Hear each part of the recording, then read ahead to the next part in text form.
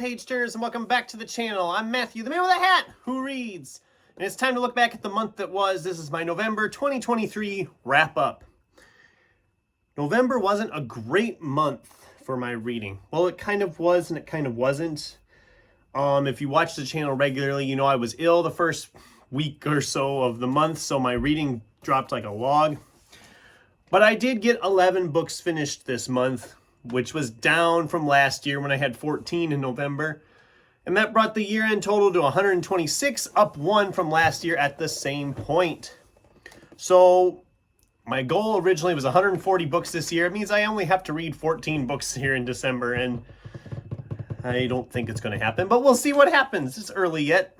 Miracles can happen. Christmas miracles, right? So let's talk about first the books I didn't quite get to. I didn't get to Monster Hunter Vendetta. I've started it now, of course.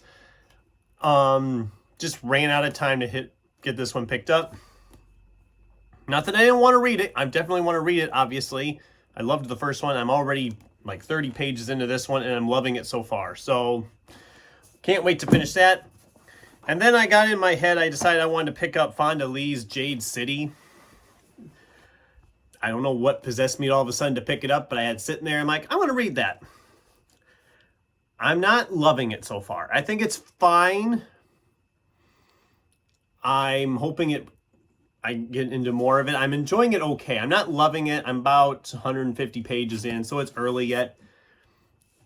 If I was going to decide right now, I wouldn't continue on. That's just me. I know this has been very popular in the BookTube community, this series, this author. I want to give it a fair shake. I'm going to read this whole book. And if I don't love it, I don't love it. It's fine. It's not for me. It's not that it's badly written. It's beautifully written. I love the world building going on. I'm just having a hard time because there's a lot of characters. That's my biggest problem I'm having with it, is that there's so many characters to keep track of so far. But I'm going to finish it, and maybe it'll turn around. Maybe I'll love it yet. It's hard to say. So then let's start with some library books that I read this month. Meg Schaefer's The Wishing Game. This was Meg Schaefer's first novel. It was kind of sold to me as like a Charlie and the Chocolate Factory contest type thing, only with a book. It sounded great to me. I didn't love it. It was fine. I know that's like a no-no word in some circles, but I had a hard time clicking with it. It just wasn't working for me until about the halfway point. Then it all of a sudden was like, here we go. Because I like flew through the last like 130 pages within like a day. I flew through the end of it. It just was so slow at the start, and I just didn't care. It took a long time to get going. It was okay. Would I check anything else out from the author? Maybe. I would give it a chance anyway. I wouldn't be like, oh, I hated the other book, I'm not going to pick anything up by her. But I would try to keep myself kind of in check with what I'm thinking of it. Then there was Alex Trebek's The Answer Is, Reflections on My Life. I mean, it's an Alex Trebek memoir. Wishing Game I gave 3 stars. This Alex Trebek one I gave 4 stars because I wanted a little bit more than what I got. It's very short chapters, short little bits and pieces. It's fine. It works okay, but I had a hard time with it. I wanted it to be a little bit more than it was, so. And then R.F. Kuang's Yellowface, I gave 4 stars. I wanted to like it more than I did. But I think the biggest thing with that is if you read the book, you know, I didn't like the character. Our main character was a problem. I didn't really like her. I wasn't rooting for her, and I just wanted it to end. And it did. It moved along well. I didn't hate the book, and I would probably read more from R.F. Kuang, but I didn't love how Yellowface played out. I didn't love the character, and that's a big problem if you don't like the character. So now let's talk about the books I actually read of my own. So first up was the October carryover, Tim Wagner's Dreamstalkers, a sequel to Night Terrors. I gave it 4 stars. I don't love it as much as the first book. I did want more from this world, and I wish there were more books in the series. So I'll take it, even though it's not as good as the first book. Then there was Underexposed by the 50 Greatest Movies Never Made by Joshua Hull. I did a review about this book. I loved the way we look into these movies that never happened and could have happened. I really enjoyed this book a lot. If you saw my review, you know. It was a great time. Really enjoyed it. Then I finally went back into reading Brandon Sanderson. I finally got around to reading Mistborn. I loved it. The world building, the characters, everything. I loved everything about this. I know it seems like I'm on the bandwagon now, but I gave this 5 stars. I really enjoyed it. I've already got books 2 and 3. I don't know when I'm going to get to those, but I do want to get to them soon because I can't wait to go back into this world. And I have become a fan of Sanderson's stuff now, clearly. Then there was Alex Segura's Secret Identity. This was like a murder mystery set around the comic book industry. And I didn't love it. I did not love this book. I struggled with this one. I wanted to like it. I wanted to love it. For what it was, I think I gave it 3 stars, if I remember right. It just didn't connect with me at all. I struggled with this one quite a bit as I was reading it.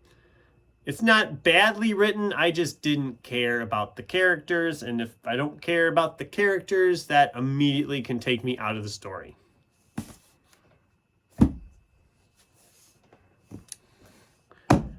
Then there was Adrian McKinty's The Island. I originally was going to read this back in August. Was it August? I can't even remember when I originally picked it up to read, and I didn't get to it.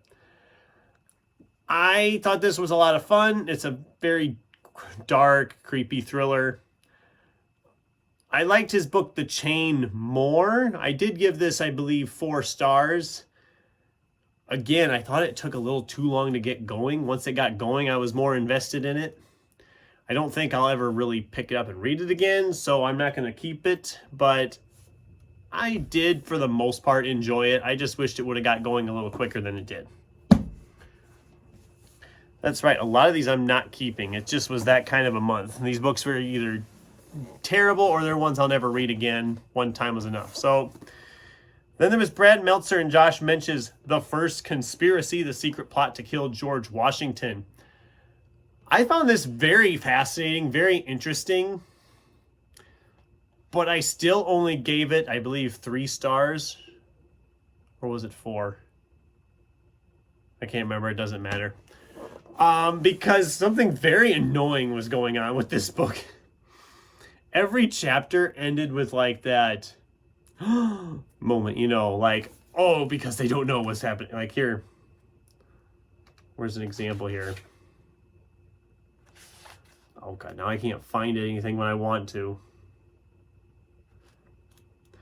It didn't happen right away, but towards the end, it got that very episodic in nature, you know, like, they didn't know if this was going to happen.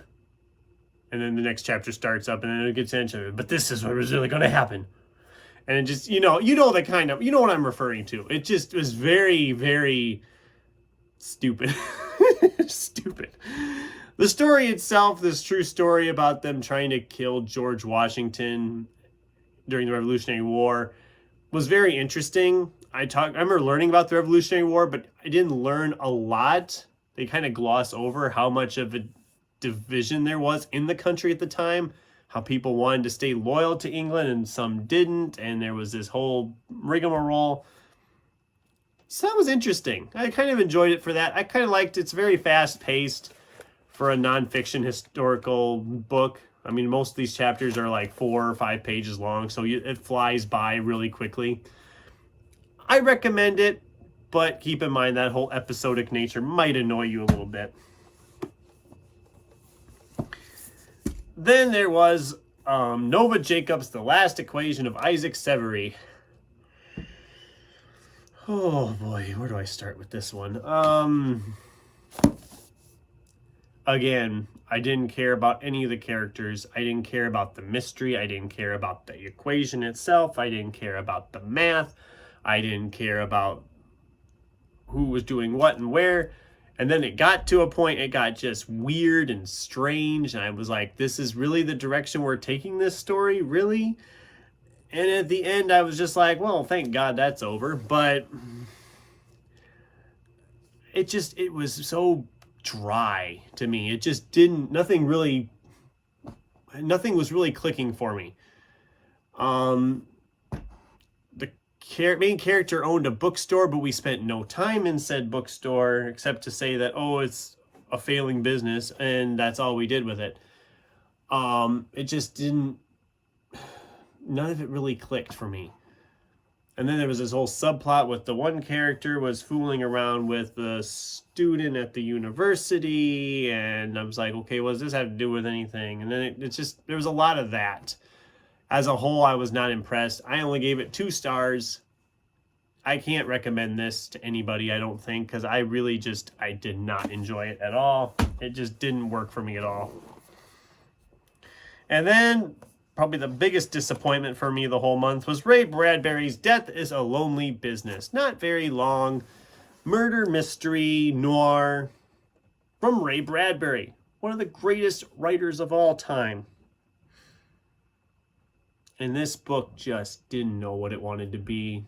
The prose is wonderful. If you're reading it for that, you'll enjoy it. I loved how it's written. I was like, God, this is written so beautifully. I just wish I knew what the hell was going on. Just wish I cared what was going on. I don't know. I didn't love it. I was kind of bummed out by it. As it progressed, I kept thinking, oh, I really wish I could love this more than I did, but what are you going to do? I mean, I do have another one he wrote that I guess that was actually the third in this 3-book series about this same noir writer, detective character, whatever you want to call it. So I don't know if I need to read the second one before I can read the third one, or what I should do there. I gotta look into that more. Hopefully I can just read the third one, because I don't know if I can handle 2 more books like this. 1 more will be enough, but if I have to read 2, I don't know. Maybe they'll be better. Maybe it was just I don't know. It didn't work for me, but... And anyway, my book of the month... Obviously, Brandon Sanderson's Mistborn was my book of the month, my favorite of the whole month. One of 2 5-star books in the month. And yeah, it was kind of a lackluster month. What can I say? But we're into December now. I have a bunch of them I'm already working on, a bunch I'm excited to be diving into. It's going to be a great end of the year. We'll see if I can make that 140 book goal. It's going to be tough, but I think we can do it. We're going to try our best to do it. If I'm down to like 1 book shy, I'm probably going to cry, but I think I can do it. We're going to do our best, but that's the video. That's my November wrap up. What did you guys think? Am I wrong about any of these? You're going to yell at me in the comments. That's okay. Do any of these sound interesting to you? What is your favorite book of November? I'd love to get a discussion going with you in the comments down below. Thanks for watching, and until next time, keep turning pages.